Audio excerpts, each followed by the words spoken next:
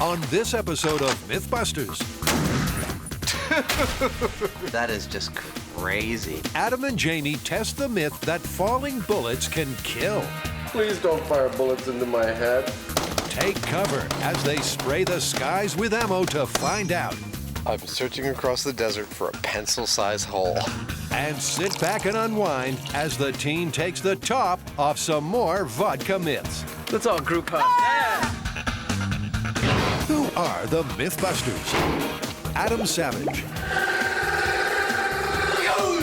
Jamie Heineman. Aren't tracer rounds illegal? Between them, more than 30 years special effects experience. That's what I'm talking about!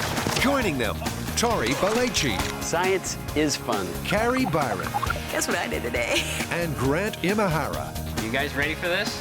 They don't just tell the myths, they put them to the test.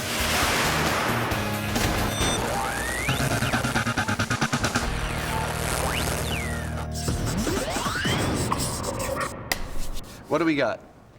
This one's another one of those myths that everybody's heard of, and that is that if you fire a gun straight up in the air, that the bullet, after it's done its thing and gone all the way up there, is going to come down with lethal velocity. If it hits you, it'll kill you. This is the kind of thing that happens on the 4th of July or some type of celebration. Someone pulls out their gun to add to the festivities, and the bullets rain down on society and innocent bystanders, thinning the herd. That's it. They're talking about when celebrations really go off with a bang. When revelers get fired up and start firing up. They think it's harmless fun, but are they right? Or when the bullets come down, are they still deadly? To find out, they'll start with some in-shop simulations. First, they'll clock the terminal velocity of a falling bullet. Then they'll figure a way to fire bullets at terminal velocity to see what damage they do. And finally, they'll fire real bullets straight up to see what falling bullets do for real. So, step one, to find out how fast a bullet falls, they want to know how high one goes. The question is, what height will a bullet go to when you fire it into the air? And to answer the question, what we were thinking was to correlate the density of ballistics gel with the density of air. Huh. Jamie doesn't seem entirely convinced, but Adam's adamant.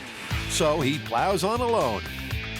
He knows that 1 cubic centimeter of air weighs 1.2 milligrams. But what about ballistics gel?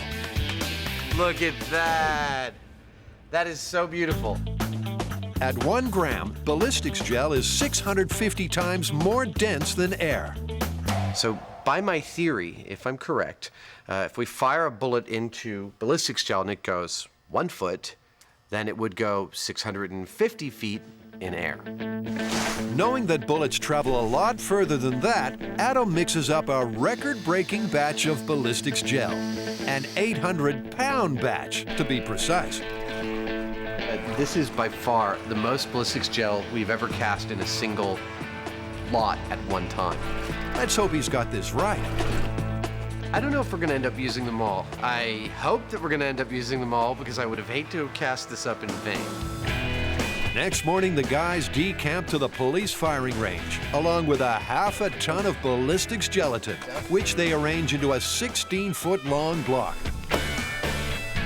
After mixing up all this lot, Adam set his sights on some gun fun. Hey, given that you're always shooting, you mind if I take these shots? Firearms instructor Sergeant Al Normandy is on hand to keep an eye on the experiment. First up, a 9mm pistol. Magazine's out, slides locked back, we're safe. Go ahead and proceed forward. Let's take a look at it. Look at this, it's beautiful. The slug made it all the way to the 3rd block. Look at that, there it is, 5 feet in. According to Adam's theory, that's equivalent to 3,250 feet in air. Now for the 30-06, some serious firepower.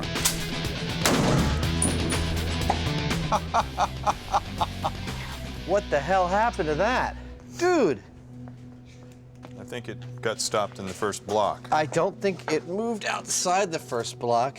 But, I mean, Shouldn't it go farther than the 9mm round?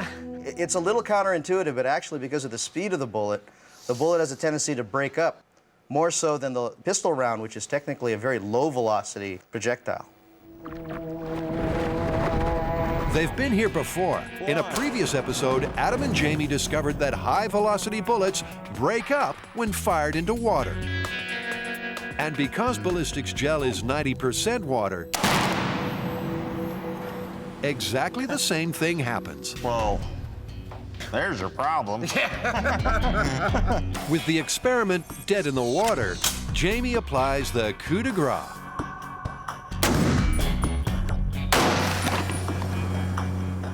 Oh, that is just crazy. Crazy, but in terms of how high a rifle bullet goes, totally useless. Myth 1, MythBusters 0. Around the world, millions of gallons of vodka are consumed every year. Most people choose to drink it, but the MythBusters have been testing it for other uses. As a bee killer, it was busted. That's terrible, they're drunk. As a mouthwash for Adam, it defied all odds. Not that bad. It even removed the cheese from Adam's feet. And it rose to the occasion by freshening up the smell of a chain-smoking jacket. So this is the better smelling one, right? And it's the one that we sprayed vodka on. And if it's gonna help it, just pour it on there. First up, can vodka combat poison oak? Well, we've grabbed our passports and crossed the Golden Gate Bridge, the home of our sound recordist, who lives on the frontier of West Marin. And our search is for poison oak. Why poison oak? It's another vodka-related myth. Apparently, if you pour vodka over an area that's been affected by poison oak, it will remove the urushiol oil and prevent you from developing a rash. Tori's drawn the short straw. Ironic, isn't it, that I'm protecting myself from poison oak just so that I can rub it on my arm later? Well, you don't want it everywhere. Looking more like Ghostbusters than Mythbusters, Tori prepares to take one for the team. This? Okay. See how it glistens with poison? Get the scissors. You guys sure that's poison oak, right? Yeah, it's got the 3 leaves. It's that beautiful dark green color. Carrie's ruled out of this rash myth as she's been dangerously allergic to poison oak since childhood. What are you trying to do, get enough to make a salad? According to some, chewing poison oak protects against its effects. Others say it will make you very, very sick. So, what's the toxic ingredient? And what makes them painful is the urushiol oil, and that's the active ingredient that causes an allergy in 90% of people. Remember that figure, 90%. And the most common side effect is a rash, but some people have such a severe reaction that they have to be hospitalized. No problem. Tori's health insurance is paid up. And in any case, vodka may just work. This is going against everything I've ever been taught as a kid. It's like boggles my mind. His arm is divided into 3 sections, and the poison oak is applied. Oh. It's okay. It's not like you've never had a rash before. That's right, that was that time that you and I were hanging out, and you gave it. Okay, so In section 1, they use an orthodox remedy, a commercial balm. rub it in. It cleanses and decontaminates skin by removing the invisible oils. Now for the vodka, which they pour over a separate section of skin. The middle section is left untreated as the control. Well, I hope you don't have a date tonight because you're showing up smelling like liquor. Poison oak on your arm. That works every time.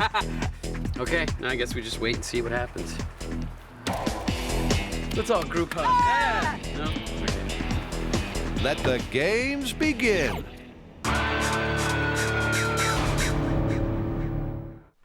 In the myth that bullets fired up can kill, Adam and Jamie have been trying to find out how high a bullet can go.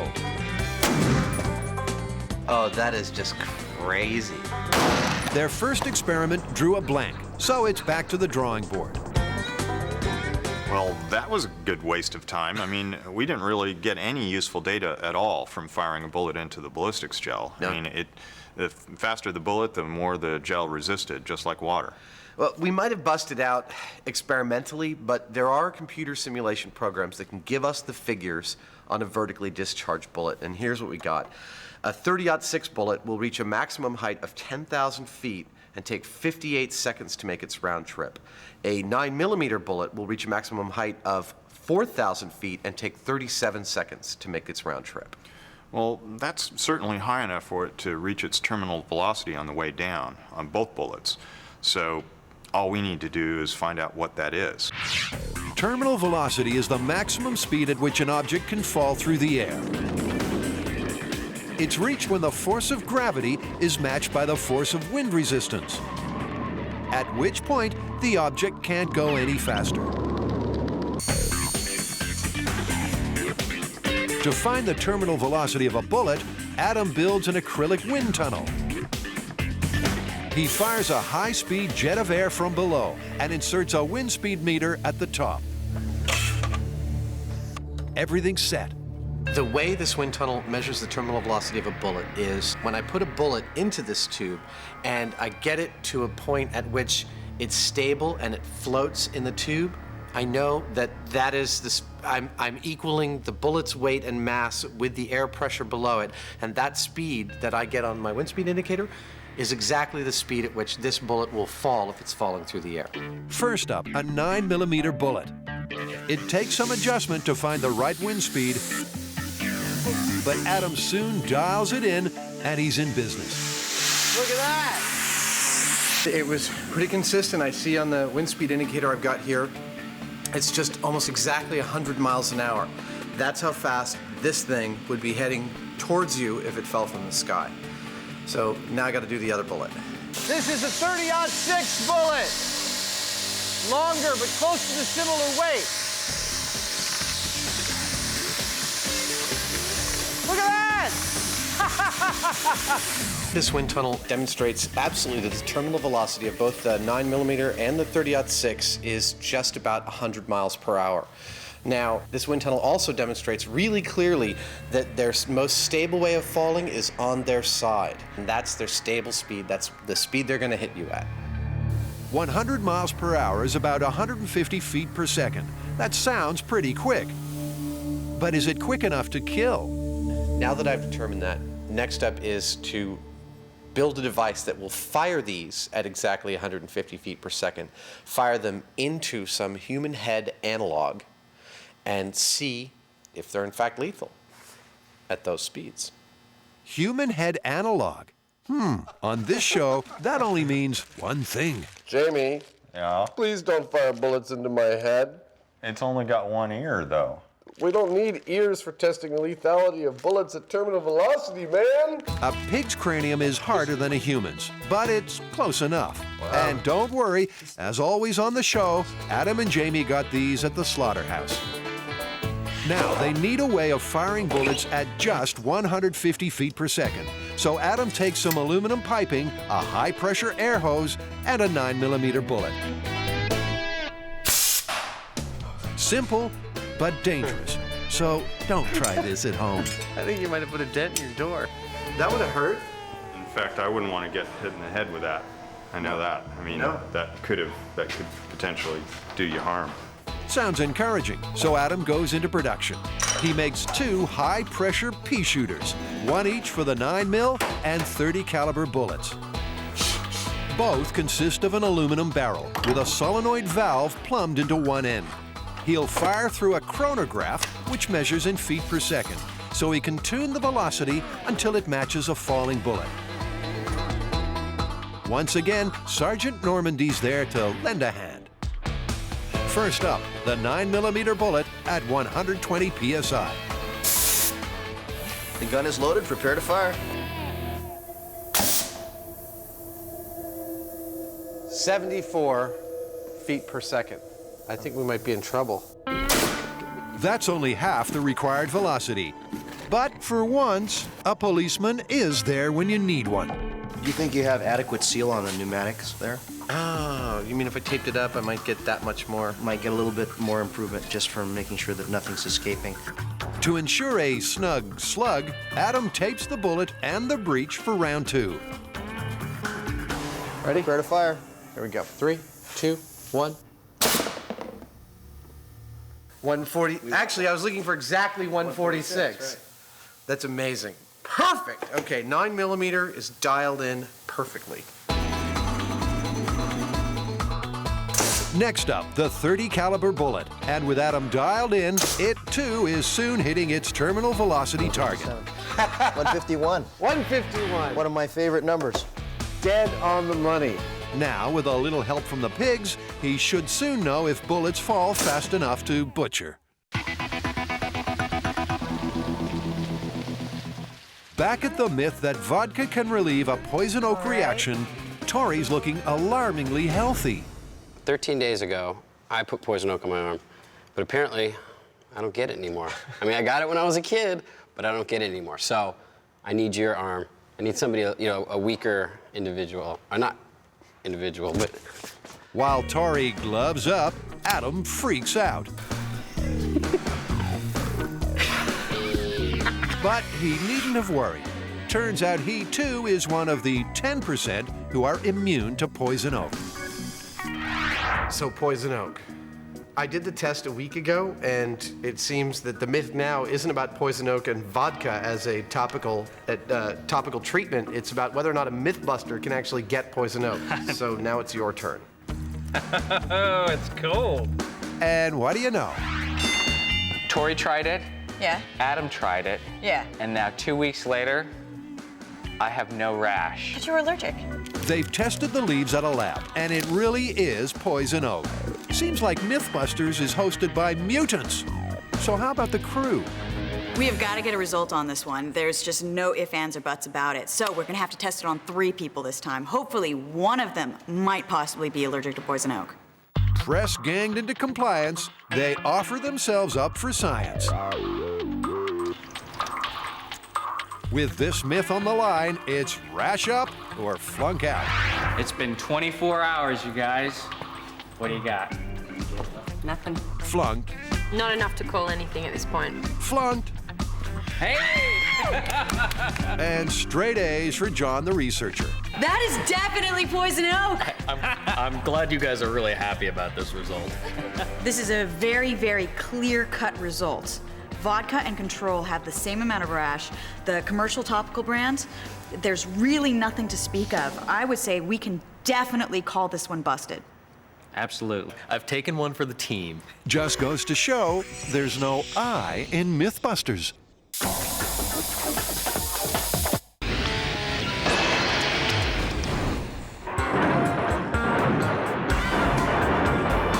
Firing guns in the air can be bad for your health, or at least that's the myth. If it's true, these cowboys should be wearing helmets, not hats, because falling bullets can kill.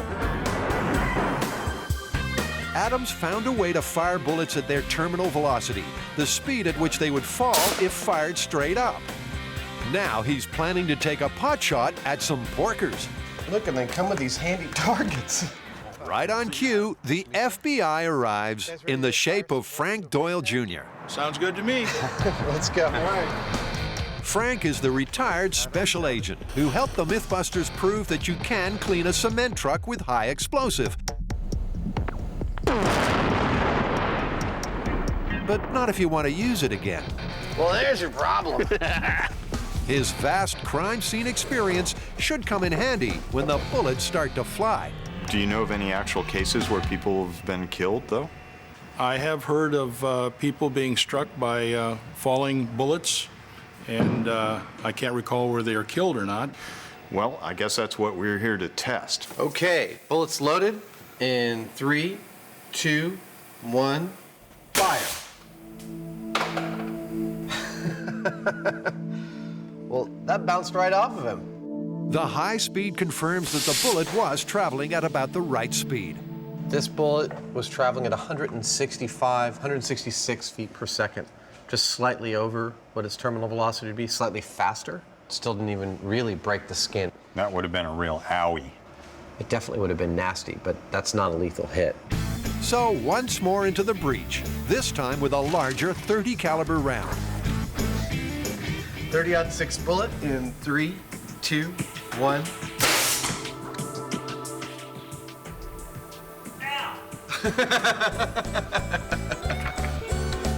Here's where it hit, and it really definitely pierced the skin, but bounced right off.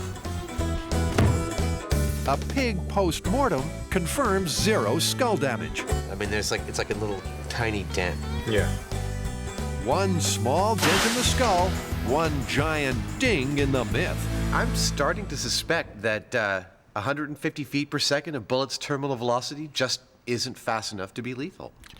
Yeah, it's a little confusing. I mean, I've seen news footage where people have been killed by falling bullets, but our data doesn't show it. Well, I've got a great thing here. The researchers have found us an expert. He's a doctor at Stanford University, and he is also an international expert on falling bullets. I think we should go talk to him and see if he can resolve some of our conflicting data for us. Let's do it. It seems almost too good to be true, but true it is. An international authority on falling bullets right on the MythBusters doorstep. Hello, Dr. Muller. I'm Adam Savage. Good to meet you. Why don't you come on back to my clinic? All right. So, Dr. Muller, are you familiar with the myth that if you fire a bullet straight up in the air, when it comes down, it'll kill you? I actually have right here in the Bay Area 2 unique cases, one of which involves the shooter actually having been caught. In one case, a woman watching the 4th of July celebrations from her lawn chair was struck in the thigh by a .30 caliber bullet fired into the air over a mile away. We did a bullet recovery from her leg, and a ballistics match was achieved, and we were able to actually prosecute and send that guy to jail. That's the only case in the world where somebody shooting into the air 4th of July, negligent celebratory gunfire, was caught. Wow, that is a great story. The other Bay Area case involved an elderly man from Alameda. A gentleman who was standing under his plastic corrugated roofed carport talking to his wife. He had his eyes roll up in his head and fell to the ground, and she thought he was having a stroke. She called the paramedics. They took him to the hospital. X-rays were done, and he was found to have a bullet in his brain. This time, the victim did not survive. So, Doctor, based on your experience with these cases, do you think that you would call this myth true, that the bullets falling from the sky will kill you? I know for a fact that bullets fired at a distance, returning to Earth with terminal velocity, have the ability to kill people. It's a real conundrum. On the one hand, Dr. Moeller has proof that falling bullets do kill. On the other, the MythBusters have proof that they don't. It definitely would have been nasty, but that's not a lethal hit. Getting to the bottom of this one will test Adam and Jamie to the limit. It's happy hour with another vodka myth. I got a vodka myth for you guys. Apparently, you can remove plastic bandages painlessly. So is this vodka taken internally? No such luck, Byron. Goes on the outside. The vodka acts as a solvent, dissolving the adhesive. Grant puts his masculinity on the line by proffering his legs for the experiment.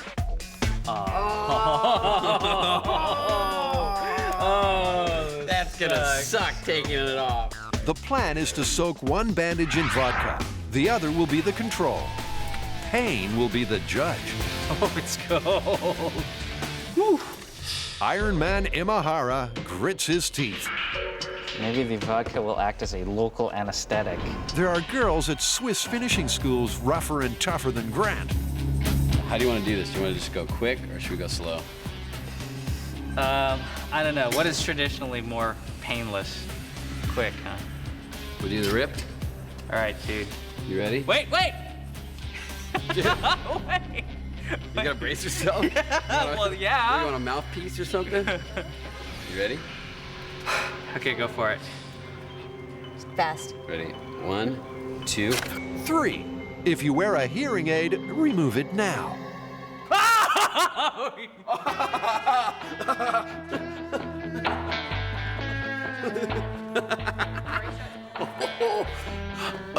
Oh, look, your little bald spot there. Scale of 1 to 10. Pain on the rip-off. That was a good 6 or 7. Really? Yeah. Which makes trapping your finger in your handbag a 9 or 10. But will vodka help? Ready? Oh!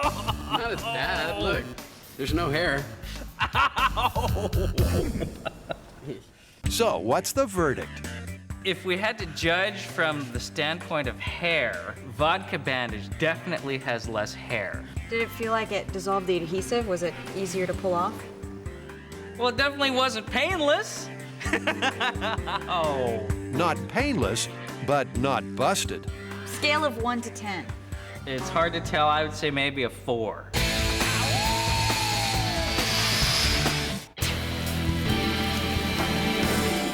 The MythBusters are investigating the myth that celebratory gunfire can kill when the bullets fall back to earth. A doctor at Stanford showed Adam cases that seemed to confirm the myth. But shop tests showed bullets fall on their sides, too slow to kill. So, where next? Dr. Muller actually came up with some pretty compelling evidence that contradicts our results. No, he showed me x-rays of people with bullets in their head and their legs and proof that those bullets had been fired by guns during 4th of July celebrations. But here's the thing. Those bullets had been fired from guns over a mile away from where they landed. And that means they were not fired straight up in the air. They were fired at an angle, and they were maintaining their ballistic trajectory. According to the medical evidence, the most lethal falling bullets aren't exactly falling. A bullet fired up at an angle stays spin stabilized and on a ballistic trajectory, returning to Earth point down at a high terminal velocity. But what about bullets that are fired straight up? That's the question. Let's be clear about this. This myth is about firing a bullet straight up in the air, vertically, and then having it fall, like truly falling, straight back down. And, you know, if our shop tests are to be believed, that bullet is not going to be lethal when it comes down. But when have we ever been satisfied with simulations? Even though it's going to be really hard, I think it's time to do this for real and go out to the desert. Then we get to see if what we find out there matches the test we did in the shop. Road trip. It's sunrise on Bullets Fired Up Day, and the MythBusters lead a convoy into the middle of the Mojave Desert. City boy Adam has come unprepared. I don't usually associate the terms freezing cold with desert, and yet I gotta tell you, it is freezing expletive cold out here. I want to point out that while Adam didn't associate that, I did. Yeah, when I was in the North Africa campaign, I learned early on to wear all-weather gear for the desert. If this isn't the middle of nowhere, you can certainly see it from here. It's the perfect location for today's experiment. Well, the desert suits our purposes in this myth in that it's completely desolate. We've got like 2.5 miles around us in every direction of empty, perfectly flat lake bed. It's the ideal location to find a bullet if one can be found. To improve the odds, Adam and Jamie have borrowed several pairs of eyes and ears. Their crew will be stationed in a ring of bulletproof listening posts around the firearm. Okay. Jamie has turned a tripod into a straight-up 90-degree gun-holding, bullet-firing rig. That's pretty good. That's pretty much 90-90. And finally, with bullets flying everywhere, they're joined by armorer Torrance Hall. We're not hoping for fantastic odds, but all we really need to do is find a single bullet, and we're going to know a lot about what's going on here. The wind will be the crucial factor. It's calm at ground level, but with the .30 caliber bullets likely to reach altitudes of 10,000 feet, they decide to test what's going on higher up. For science! Oh. It's going that way. You're a budding meteorologist, Jamie. And our weatherman couldn't be happier. The rigs are all set. We just need to put everybody in their place in their safety positions under these panels and fire off a bunch of bullets. Before they start firing straight up, they need to fire straight down to see how deep into the lake bed various bullets go. Now, this isn't an absolute test. This is a relative test that will give us a comparison point between the bullet right at its muzzle velocity into the ground as compared to a falling bullet. First, a BB gun, which in rare cases can be lethal, but will usually just pierce the skin. Okay. Next, the 9mm pistol. 3, 2, 1. And finally, the 30-06. 1. So, how deep did the bullets go? First, the BB. It's about 3 inches. Next, the 9mm. That one's about 5 or 6 inches. And finally, the 30 caliber. Wow. So that's about a foot. By using the desert floor as a surrogate ballistics material, they now have a yardstick for measuring the lethality of falling bullets. If they can find any, that is. Okay, everybody, get in your places. Okay, 8 rounds. 8 rounds, everybody. All right, firing in 3, 2, 1.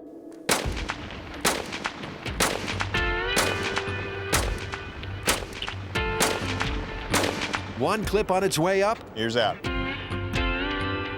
And 39 seconds later, touchdown. 1. 2. Hit.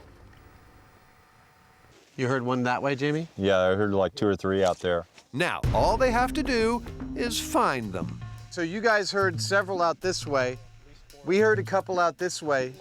Why don't you take your camera crew that way? We'll take our camera crew this way. So that makes a half a lake bed each. This could be harder than they thought. I'm searching across the desert for a pencil-sized hole. Time for another shot of vodka. The myth is that you can make an ice pack from vodka and water. What I'm gonna do is try that. You take a half a cup of vodka and a half a cup of water. I guess they think I get hurt a lot, so it'd be a good idea for me to make this. If it doesn't work, well, I could always drink it and I won't feel the pain anymore. Vodka freezes at a lower temperature than water. According to the myth, that's the key to making an ice pack that can be wrapped around an injured limb. It's good. Water freezes at 32 degrees, vodka at 16.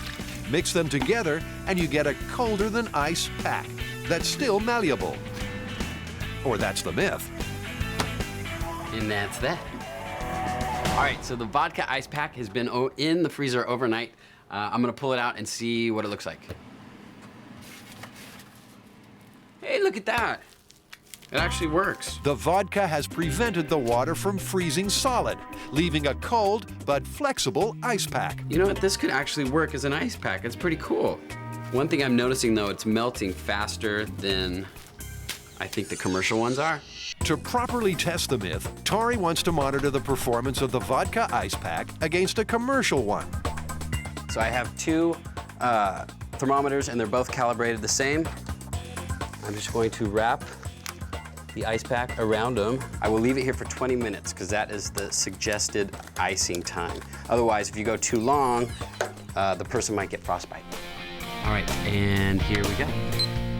Vodka pack is 17.6 degrees Fahrenheit. That's just 1 degree above vodka's freezing point and 15 degrees below the freezing point of water. The commercial ice pack is 14.5 degrees Fahrenheit at its start. Over the first 10 minutes, the commercial ice pack stays coldest by several degrees. But at the quarter-hour mark, the vodka's made up ground. And when they cross the line, it's a photo finish. The vodka ice pack is now at 19.4 degrees Fahrenheit. With just 1 degree of separation. And the commercial ice pack has warmed up to 18.3 degrees Fahrenheit. Overall, your commercial ice pack performed better than the vodka ice pack. But I mean, in a pinch, a vodka ice pack, I think it would work really well. I'm pretty surprised how well it performed. So, you know, vodka ice pack confirmed. Once you're done, you have a vodka slushie that you can drink.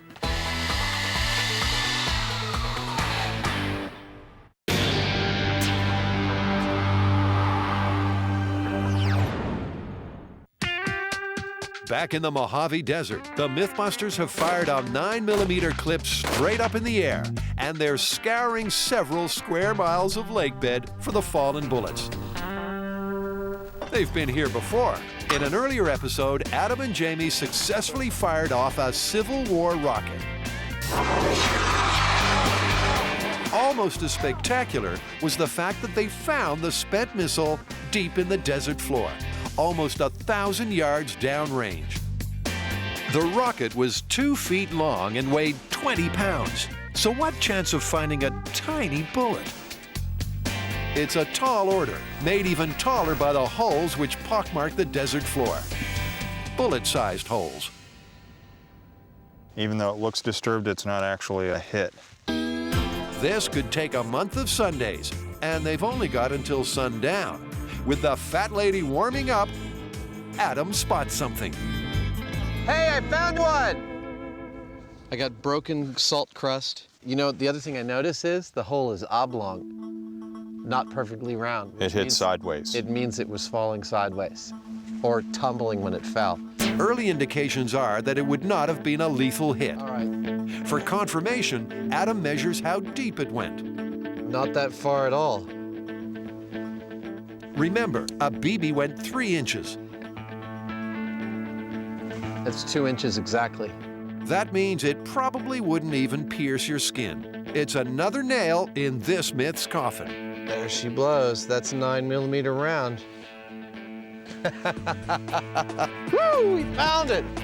Using GPS, Torrance pinpoints how far away from the gun the bullet hit. Looks like about 330 feet. And it was fired straight up. That was fired dead straight up, 330 feet off. It just shows you what the wind does. That's amazing. While the others continue searching, Adam does some crowing. Not only did I find the hole, but the bullet supports in its position that it landed in all of our experimental data so far, so it could not be a better result, and it's not even lunchtime. And with other bullets out here somewhere, they now know exactly what they're looking for. There's a crap load of bullet hole-shaped holes around here, so it was hard to know what to look for, but it pretty much matched exactly what one would think. It was a nice, Adam. clean black hole. Adam! What? Adam, check it out. You got another one? Yup. Same depth. Same depth? And it's an oblong hole. Oh my God. Can we just go home? This is fantastic. Both bullets were found on their sides, 2 inches down, confirming their shop test results. Nothing could be sweeter. This is science in action.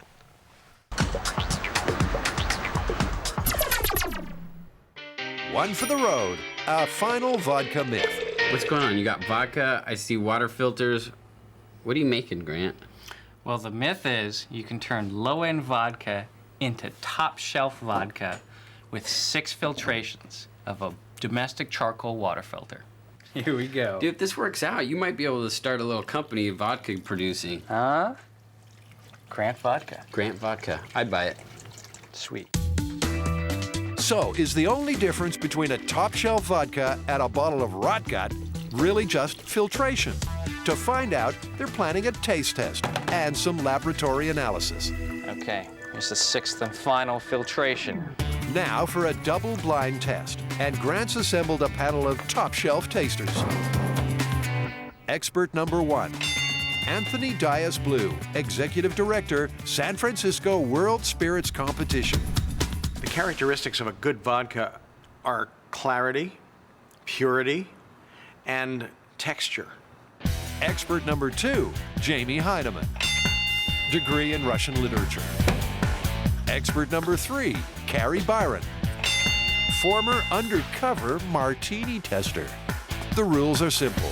Each judge gets 8 shots of vodka, 1 from each of the 6 filtration stages, and an expensive top-shelf brand.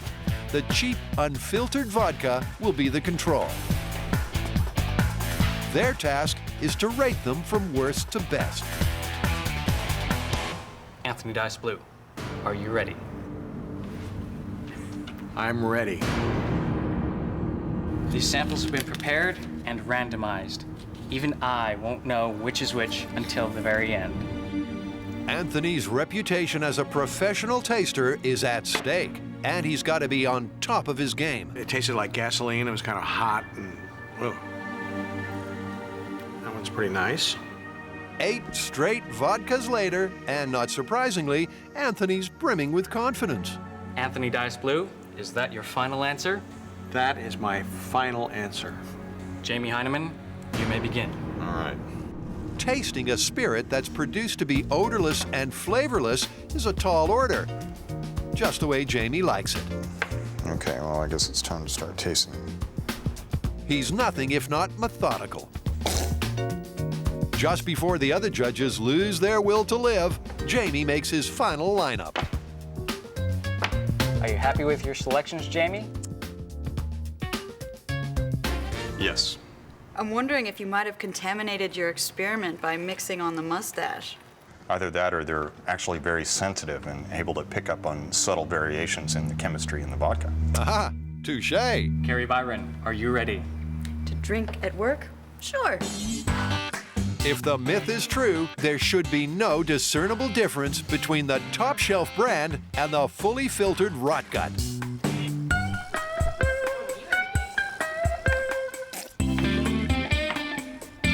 I think I could go with this. Okay, you're sure about this? No, not at all, but I'm going with it. All right. So, what are the results?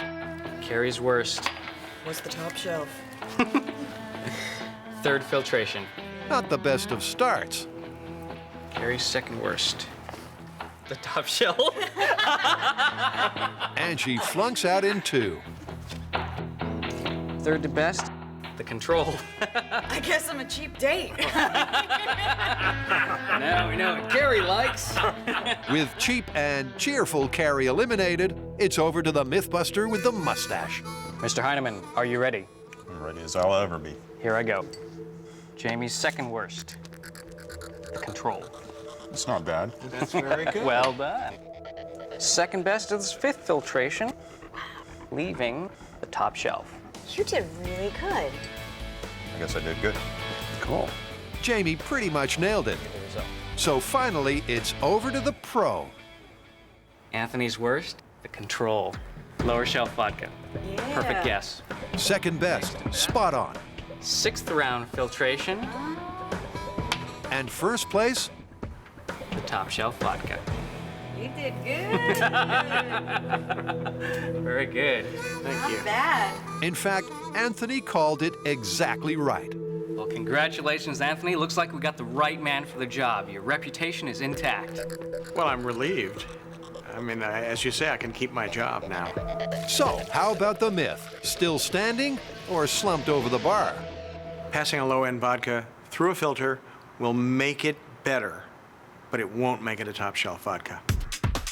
Let's give the last word to science. Can filtration turn a cheap and cheerful vodka into a top-shelf drop? Dr. Byron has the laboratory data. So, Doctor, were you able to turn cheap vodka into good vodka by filtering it? Well, actually, I just got the lab results, and the gas chromatograph showed that there are really absolutely no difference in chemical composition between the filtered vodka and the low-end non-filtered control vodka. So it's probably cheaper just to buy the good vodka than actually going and get water filters and filtering the crap vodka. Yeah, so I'm calling this busted. Good job, Doctor.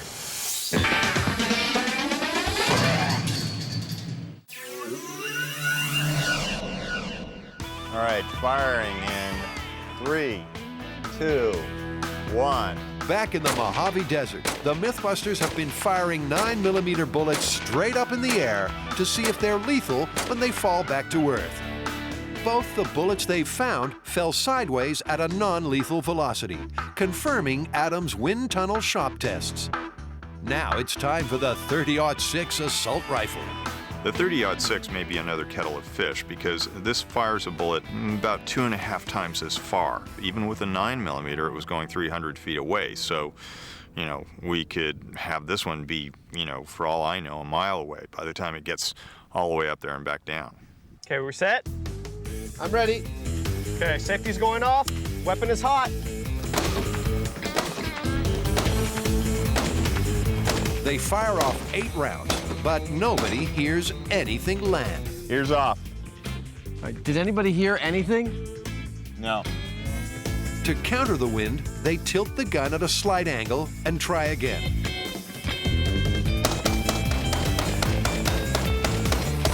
"40 rounds later, and they're still drawing a blank. All right, did anybody hear anything? Nope. Damn it.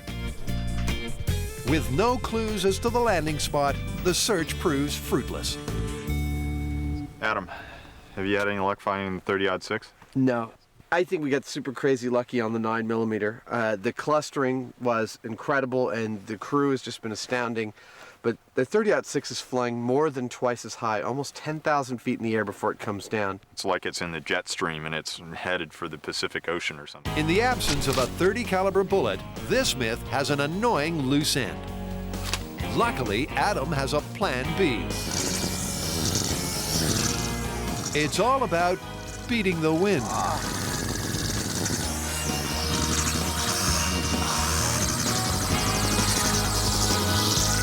He's built a rig that will simulate bullets falling at their terminal velocity after being fired straight up. A remote-controlled device will drop the bullets from a balloon flying at 400 feet. How do I know that if I drop my bullets from my balloon at 400 feet that they'll be falling at their terminal velocity? It's really simple math. Gravity pulls everything towards the Earth at an increasing rate of 32 feet per second per second. That means that every second an object falls, it's increasing in its speed by 32 feet every second. From 400 feet, they'll hit their maximum speed of 150 feet per second just before they hit the ground.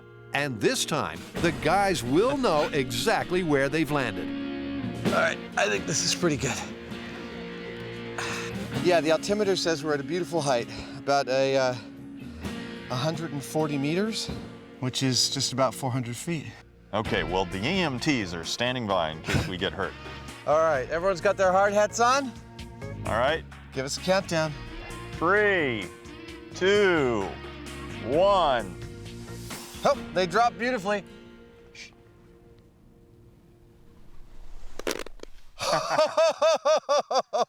That was perfect. All right. All right, I'm going to power down the camera here. Okay. Oh, that was excellent. To match the shop tests, the .30 caliber bullets should match the profile of the 9mm. In other words, they should be found on their sides, 2 inches down. That looks like a 30-06 hole. And there's some over Look there. at that, we got them all. All right, 30-06 at terminal velocity. About 2 inches. Okay. It doesn't get better than that. Let's find some more. Oh, here's a 9mm. This is the real test. Since we found 9mm bullets falling from their absolute height, if this matches, this rig is perfectly calibrated. There you go. Dude! It's the terminal piece of the falling bullet puzzle. We can confirm that vertically in the air, neither a 9mm nor a 30-06 is coming to the Earth with a lethal velocity. Couldn't be any clearer than that. No. I mean, we've covered it with a real gun. We've covered it with our artificial test here with the drop. We covered it with the wind tunnel tests. We covered it with the pigs' heads. I think we got this one down.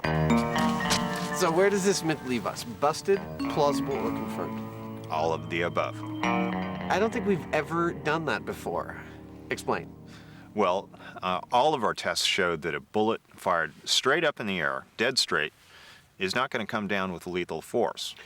Right, but we've also seen that it's very difficult and unnatural to hold a gun perfectly vertically, and that if you're off by even a few degrees, that bullet can maintain its ballistic trajectory and come back to Earth with potentially lethal force. We've got a doctor who's seen the deaths, he's looked at a bunch of the cases, and, you know, those prove that it's confirmed. Yeah, so it's all of the above. And in any case, you should never, ever fire a weapon straight up in the air. No, it's stupid. And it's illegal almost everywhere. Could be lethal. Let's go home. Okay.